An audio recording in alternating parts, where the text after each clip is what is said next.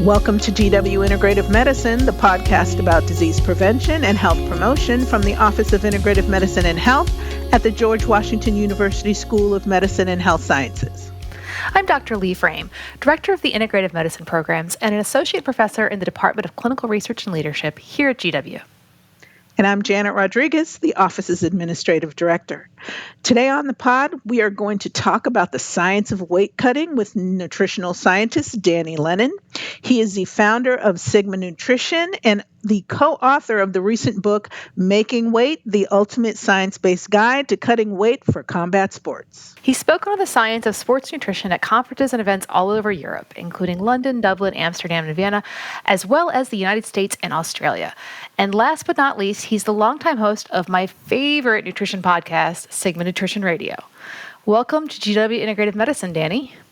Thanks so much for having me. I'm really excited to be here and I feel very honored. Oh, yes. We are very excited to have this because I think this is an area, and I'm sure you will agree, that there's quite a lot of mis and disinformation floating around. So we want to make sure people are getting the facts and knowing what the evidence actually says.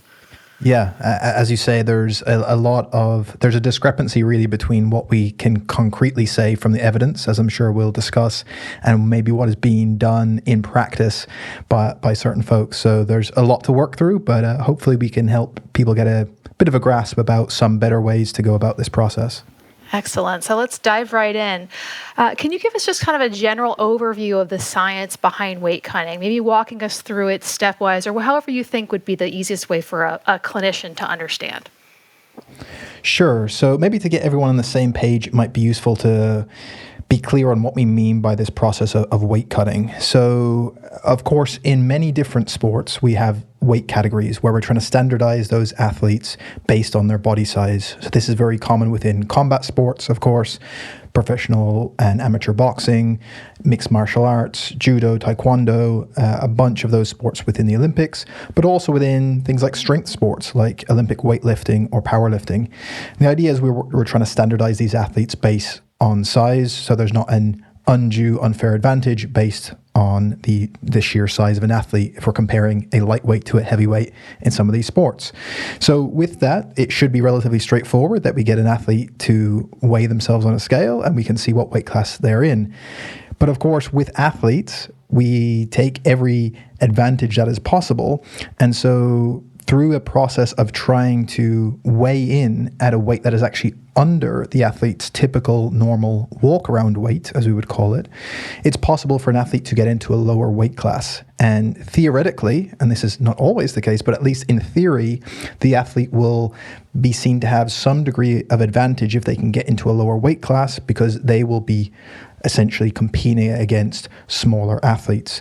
Now, in reality, nowadays, it's not so much about gaining an advantage as not being at a disadvantage because every athlete in many of these sports, particularly at the upper levels, is cutting a degree of weight. So in other words, the weight that you see them weigh in at before a particular competition is going to be actually much lower than their normal weight, as well as probably what they're going to be competing at. And so we have this process of making weight or cutting weight, which can be thought of differently. And it's probably useful to think that there's actually two distinct phases that we need to be clear on. One we can think of as chronic weight loss, which would be the type of weight loss most people are familiar with, that over many weeks or months, through a calorie-restricted diet, we can have someone, if they're in a sufficient energy deficit, lose actual body tissue. So predominantly adipose tissue, but also this could be some degree of muscle tissue as well. But ideally, we're trying to go for some loss of adipose tissue. And so through that process, over many weeks or months of an energy-restricted diet, we can lose body tissue, and of course, on a scale, someone will weigh less. So this is our chronic weight loss phase. But there's also an acute or a rapid weight loss phase that is very common in this process that many athletes utilize, which is in a short period of time, we can dramatically and quite rapidly drop an athlete's scale weight by not affecting those tissues like fat mass and muscle mass, but through other stores of mass within the body. So most notably, the store of water, the store of carbohydrate in the form of glycogen in the muscle and liver, and also some degree of mass that is going to be there in the gastrointestinal tract from gut residue. And so through some various interventions that we may mention, athletes have been using this rapid weight loss to be able to bring down their weight quite quickly and quite significantly over a number of days or over that final week, maybe before a weigh-in at a lower weight than they normally are. And then between that period of time between the weigh-in and their competition, they can rehydrate, start eating some food again, and so they'll actually be competing at a higher weight.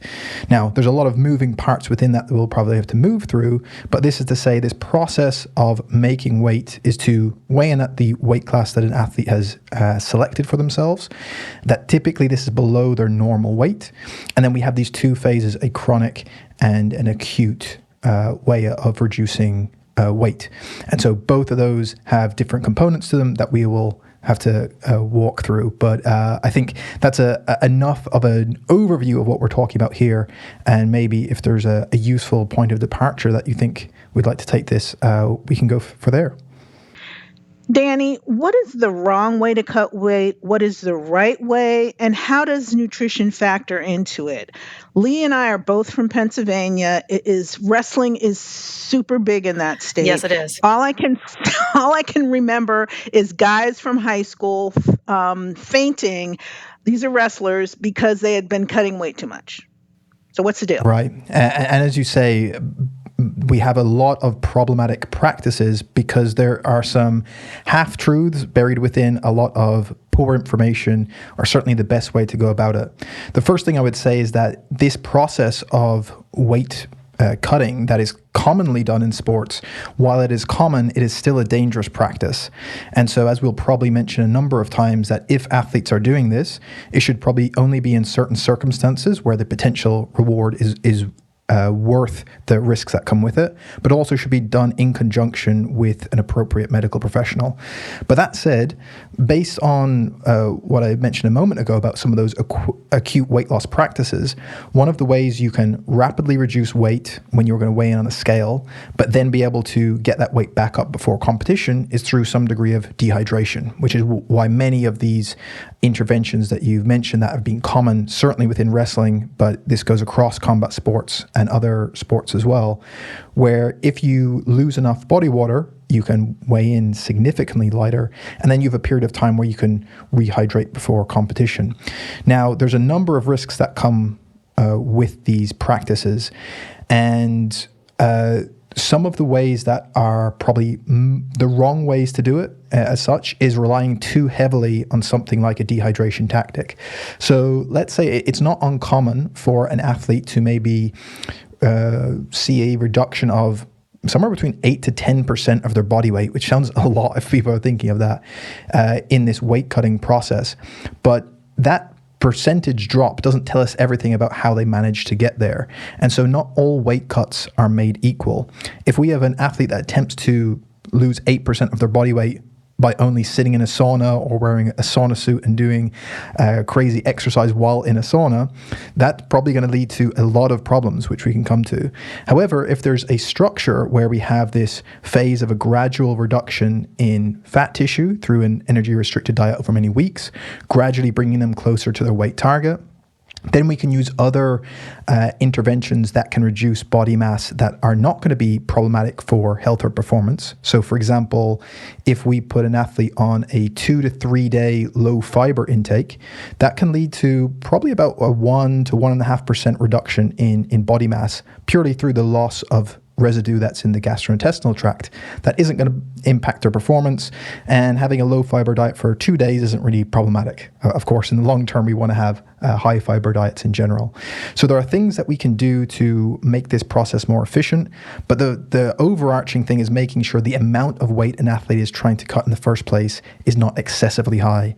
And unfortunately, sometimes it is excessive because there is a mentality that the more weight I cut, the better, or the lower weight class I get into will always be better. And that's not necessarily the case.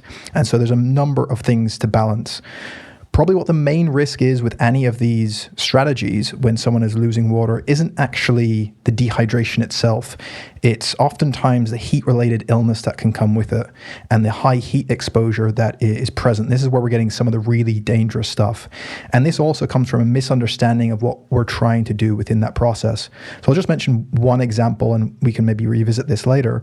But this process of people being in a sauna or being in a hot bath is quite common. These are ways that the athlete will try and sweat out a lot of water over this short period of time. And there's a misconception that if I make this as hot as possible, that will be better because I'll sweat more.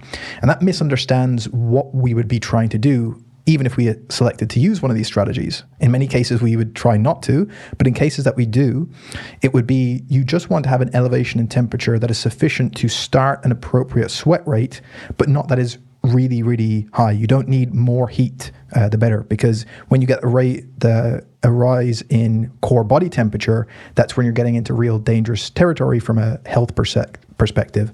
So all we're trying to do is get a sufficient amount of a rise to get an appropriate amount of sweat going that the athlete can lose some water that way.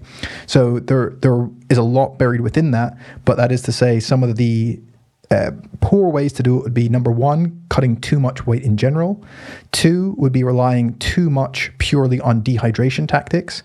And then three, when using dehydration tactics, having a high degree of heat exposure from either a bath that is way too hot, hotter than it needs to be, or similarly with a sauna, or combining that with something crazy like not only being in a sauna, but putting on a sauna suit and sitting on an exercise bike, all these types of things you've maybe seen videos. And so these can cause a significant increase in risk. There's also other practices that are common in different sports. For example, in horse racing, certainly, which is big in the UK and Ireland, some of the practices there include jockeys doing what they colloquially call flipping, which is basically they haven't eaten anything before they're going to weigh in, but then they will chug down a large amount of soda and then try and make themselves vomit that back up, essentially, with this idea that this is somehow helping them. And so there's a whole range from something a bit crazy like that, all the way to things that we know have not only caused serious issues, but have unfortunately caused fatalities in combat sports, including wrestling over the years, where there's an excessive amount of weight being cut. And typically that's down to heat-related illnesses where we're seeing those true issues. So they're some of the ways that are most dangerous and that we probably should need to avoid. So you mentioned this earlier, but there's sort of two phases to this. And it sounds to me like what is happening is people are really only focusing on that last final phase. Like it's a minute before my weigh-in, or it's, a week before my weigh-in, but there needs to be a longer term approach. Am I hearing that correctly? Yeah, and this is one of the things that we try and focus on with the athletes, is that the process of being an athlete in a weight class-based sport should be a cyclical process that just continues throughout the season or year-round. And there's just different phases of that. So even if the athlete doesn't have a competition coming up, they can be a bit more relaxed about some of those things, but they also need to be making sure that their body composition or body weight overall is in a place that allows them to make weight when their competition comes around.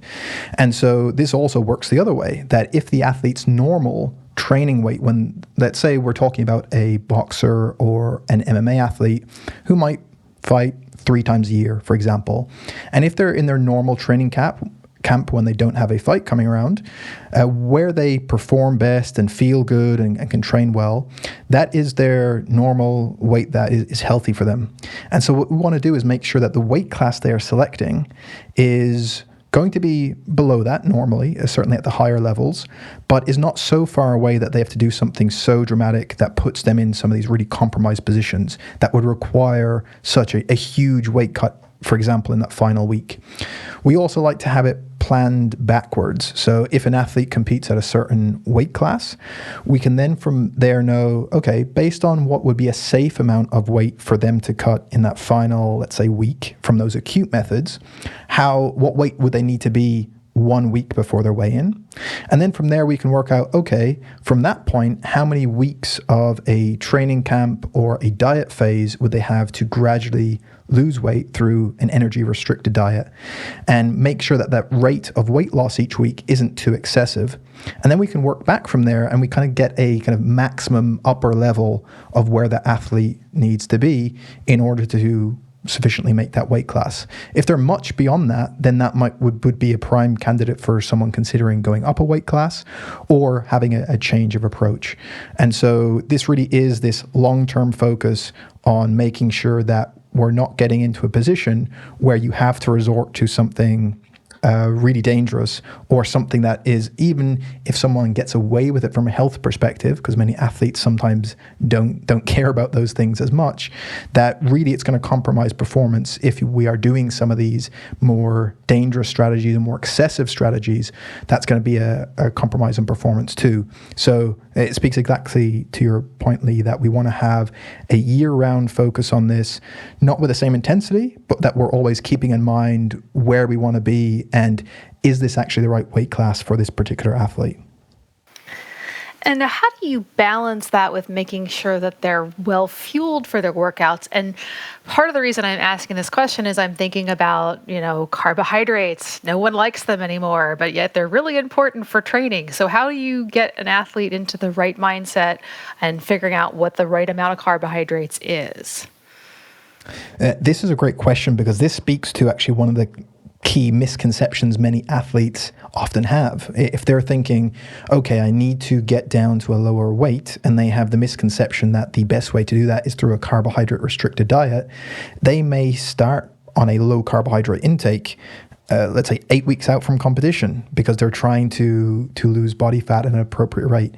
But what we quite clearly know is that the amount of carbohydrate in the diet is almost irrelevant from a fat loss perspective, i.e. that if we have the correct amount of calories coming in, typically we would have that in the context of a high protein intake for these athletes, then it's not going to be an advantage to be on a low carbohydrate intake. And in fact, for many of these things, it would be actually a disadvantage for two key reasons. One, you've already touched on, which is that during the athlete's training camp, they are going to be trying to train and perform on a low carbohydrate intake, which for the vast majority of sports, and certainly in combat sports, is going to negatively impact their training performance. And then second, if we think about one of those strategies we can actually find useful in the few days leading up to competition, that allows us to do some acute rapid weight loss, but doesn't rely on dehydration, a small amount, but not necessarily dehydration per se, would be losing some of that glycogen content from the muscle in those final few days before a weigh-in, which is a potential strategy we can use. Now, if you've had an athlete that has been training hard for the past 8 weeks and they've been on a really low carbohydrate intake in that time, you might get to those final few days and have no real glycogen to use. You don't have that store to use up. Whereas an athlete that is fully stocked on glycogen through a high carbohydrate intake, we will able to use a lower carbohydrate intake in the lead up to that time point to be able to get that, I suppose, added benefit of dropping some weight on a scale before then after the weigh-in we can reintroduce carbohydrates before they're going to go and compete. And all of this is to say, and I'm sure people have connected some dots, that this all depends on the time we have between that weigh-in and the actual competition. If we have a lot longer time, like we often do in professional MMA or professional boxing, where you could have a window of maybe 30 to 35 hours between the weigh-in and actually competing, that's a good amount of time to get a lot of water, electrolytes, and carbohydrate back in. If you're an athlete in Brazilian Jiu-Jitsu, for example, you might have an hour. And so we wouldn't be using these strategies of dehydration or glycogen depletion because you just don't have the time to restock those. So it's all contingent on what is the sport the athlete is in, what is the weigh-in situation, and from there. So that is just to speak about how we weigh these things up in relation to carbohydrate. During that training camp, we want to basically keep carbohydrates as high as we possibly can for as long as we can, whilst fitting it in within appropriate calorie allotment that is suitable for the athlete. Danny, what What year was it, or what time period was it that MMA really exploded here in the U.S.? So the initial, there was kind of two bits of a burst, I suppose. There was the initial start of UFC from UFC 1, which was in the early 90s. And then after a while, kind of drifted back off. And then as you get into the 2000s, mid-2000s, you get new management coming in, basically from that was at a point where it wasn't really going anywhere. And then you start to get that explosion. So probably from the mid-2000s on, you start to see this growth. But that is really accelerated. It's almost like an exponential curve, I would say, since that time point, as opposed to linear growth, to the point where it's probably up there with, certainly from a combat sports perspective, but in sports in general, how well known and how many people are participating in it. So can safely say that before that, did you say mid 2000s or early 2000s? Yeah, I would say mid 2000s is where we start to see that real initial uptick. So I would say that before then, I don't think people knew how much science is involved in this.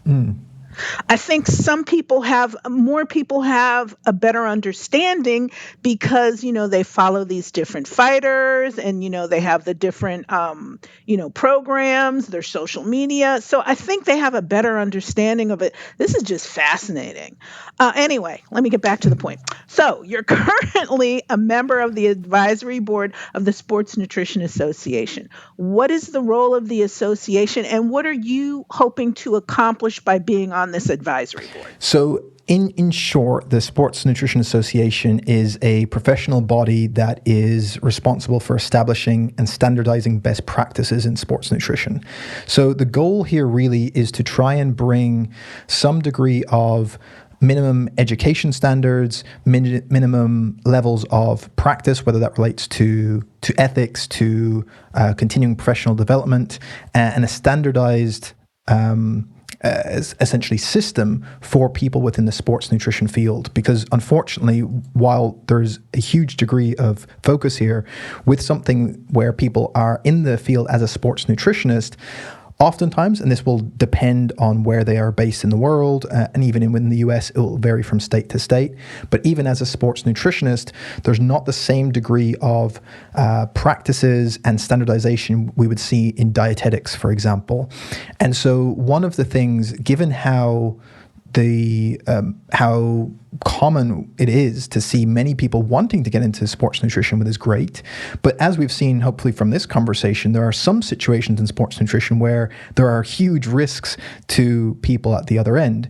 And so as a way to get the best possible practice and making sure we have people who are accredited, that have a certain level of education, that are insured to work with people, etc., and are keeping on top of the best evidence, we wanted to bring those things together. And so there's a way of having essentially that available to people, knowing what levels they need to get to in terms of their education, giving them different options for a pathway to do that, giving them continuing professional development, and then a ability to be able to be accredited and also to be insured in where they are operating. And this will also depend on the different locations. So there are a number of regional affiliates within the SNA. There are in Australia, New Zealand, Asia, Europe, and also in the United States. And there's some of the people that are involved that we have based in the US are some of the best people you would see. And so, for example, people may be familiar with Professor Sean Arendt, who is on the advisory board and one of the main people involved in the US affiliate, who is a professor at the University of South Carolina. And so the idea is to have some of this good ethical practice, but give people an actual framework and standards for practice that we see in other fields, but unfortunately sometimes isn't the case, depending on where someone is based, with the term nutritionist or sports nutritionist or someone that wants to practice in that field specifically. So obviously education is crucial here, and it's not something you can just dip your toe into. You really need to get formal education. That being said, we have clinicians who are probably working with people in this space. What do they need to be aware of? One of the things that comes to mind immediately to me is, how do they know what is a safe level of weight to lose, particularly given that BMI is going to be problematic in this group of people?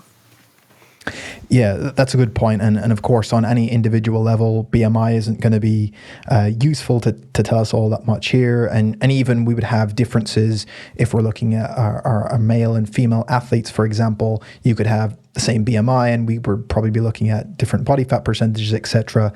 And so from an individual level, it's difficult to give an exact number in terms of weight or even what is a good body fat percentage. There's a few things where we can set some outline parameters where we can know ahead of time certainly what would be an unsafe weight to target. And so if we were to theoretically consider the extremes of leanness, for example. So how lean can I get an athlete? We can look at some of that from the world of competitive bodybuilding, for example, when we're getting really, really low levels of body fat, something maybe 4% body fat when an athlete could step on stage, as measured by some of the gold standard measures, not a local gym bioimpedance machine.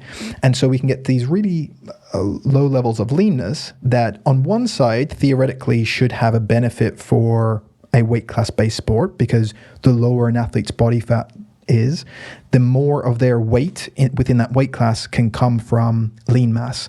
And so we know muscle tissue is going to be able to produce force. So at least theoretically, we would have a greater power to weight ratio.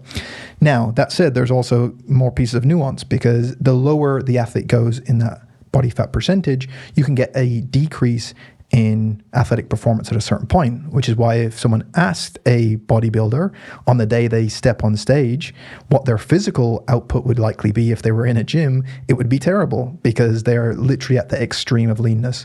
So we know there's a point that would be too much, but for each individual, there's probably going to be a difference of where they perform best, which is why if you look at any of these sports, and let's take combat sports as an example, you can see a number of athletes within the same weight class that will have different degrees of body composition, and that might be where they perform best. So there's some degree of individualization. There's going to be a genetic component to that. There's going to be, depending on the sport, it might be more or less important of how lean that athlete is, and also what weight class. So at the heavyweight level, there is typically much less of an importance placed on it, because you have a wider weight class.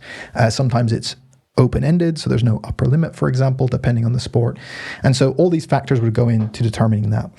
Now, what has been done in some cases, and any of your listeners who are familiar with wrestling will probably already know this, but some organizations have tried different things. So, for example, the NCAA has a system where wrestlers have a minimum weight or minimum allowable weight that they can set.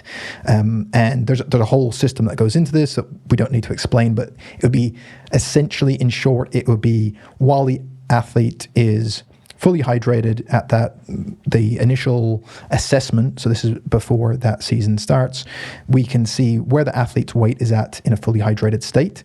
And from there, you can work out two things. One is, what would the athlete's weight be if they got down to 5% body fat for male athletes?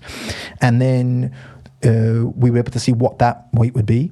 And then there's a second calculation, which would be based on their current weight, and if they were to lose weight at a maximum allowable amount of 1.5% of their body weight per week, what is the lowest they'd be able to get to by the time their kind of postseason competition kicks in?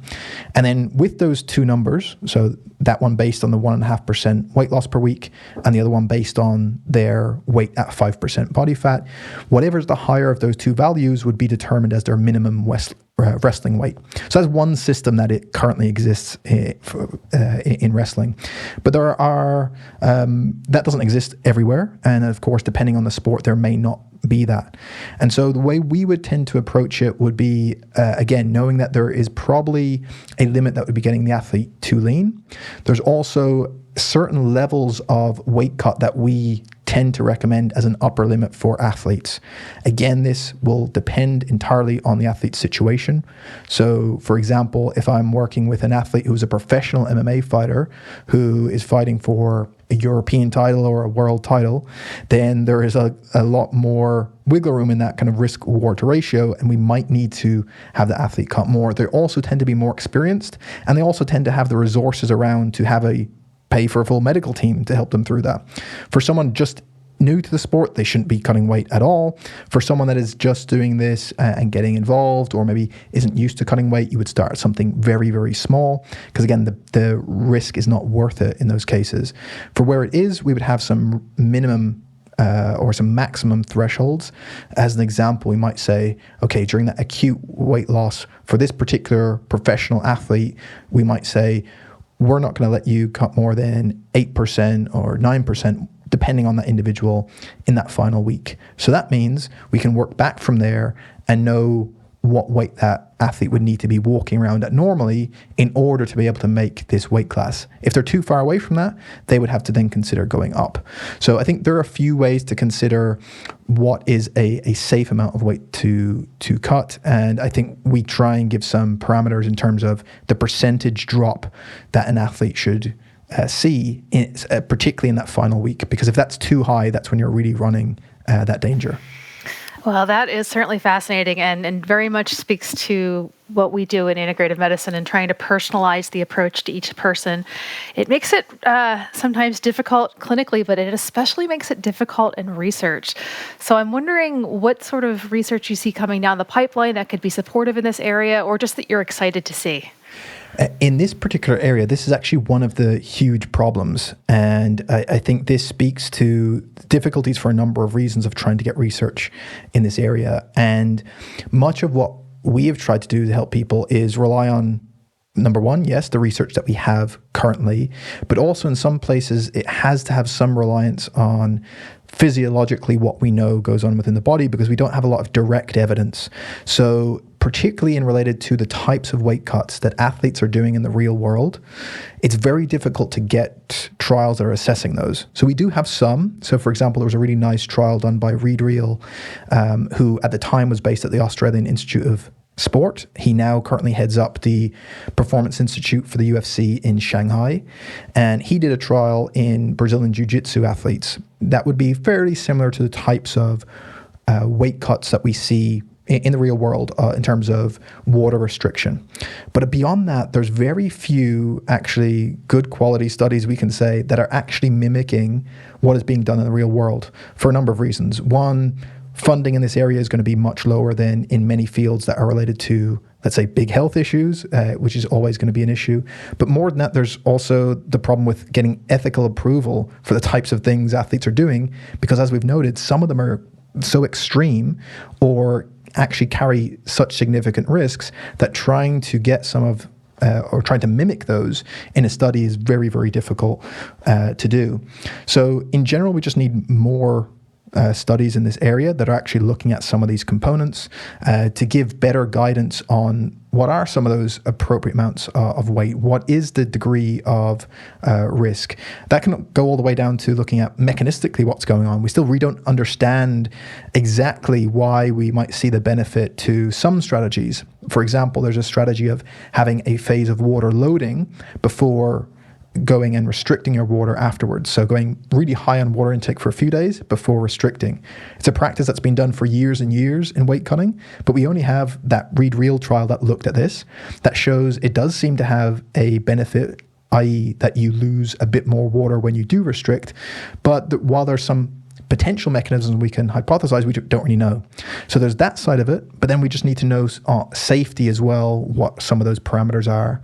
And I think then from a clinical perspective, it's about getting more dietitians and nutritionists who are working in sports nutrition particularly, as well as clinicians who are working with these athletes, aware what are those main risks. And I think for those who are involved from a nutrition perspective, they've almost been pulled into this world where this process of weight cutting really, at the end of the day, the main things and the main risks aren't coming from nutrition interventions that we're doing. We're manipulating things like water or having athletes dehydrated through using a sauna, and we're looking at the physiological response to heat exposure, for example. And so these are all new concepts that won't have been covered in a lot of nutrition education because they're not nutrition based. It's a heat exposure issue. And so making them aware that these are the main things that are the problem. Here's ways that can be monitored. Here's why you should work with a health professional while you're doing that. And then also for those clinicians that are working with these types of athletes, being aware that this main risk is coming from things like heat-related illness and high degree of heat exposure, just making them aware of what athletes are actually doing as opposed to what they might be telling them they're doing. And then from there, it's at least possible to try and pick out some things we're going to try and monitor. So that's on the clinical side. And on the research side, it's just how could we get more of this done to try and get a better quality evidence base, because a lot of time we're having to make, I would say, some relatively significant assumptions even when we're trying to be evidence-based in this area. And so that is quite a challenge. Right. There's only so much evidence base you can do when there isn't the evidence base behind you. So it seems like a really ripe area for research. If we have any students listening who are looking for a line of research, perhaps this may be a good one for you. That is all the time we have for today. Danny, thank you so much for joining us. Thanks so much. It's been a pleasure. I really enjoyed this, and hopefully something I said was of some utility. A lot of it was of utility, I think. Agreed. Great.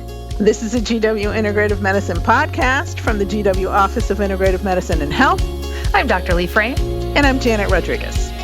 Thanks for listening. The Office of Integrative Medicine and Health produces the GW Integrative Medicine podcast with funds from your donations. Your generosity allows us to raise awareness of the benefits of integrating whole person care, including evidence-based complementary therapies, into healthcare broadly. Help us continue to grow the podcast by making a tax-deductible donation on our website, smhs.gwu.edu/OIMH. Click the Give Now button on the left. While you're there, sign up for our free monthly newsletter for even more evidence-based content, including free webinars.